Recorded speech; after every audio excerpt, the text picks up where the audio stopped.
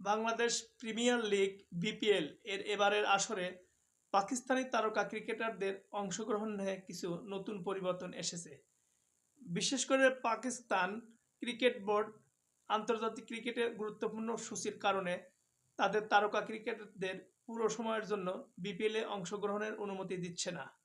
২০২৫ সালের ফেব্রুয়ারিতে পাকিস্তান নিজেদের মাটিতে আইসিসি চ্যাম্পিয়ন্স ট্রফির আয়োজন করবে, যার কারণে পাকিস্তানি ক্রিকেটারদের জন্য বিপিএলের সময়সীমা সংক্ষিপ্ত হয়ে যাচ্ছে।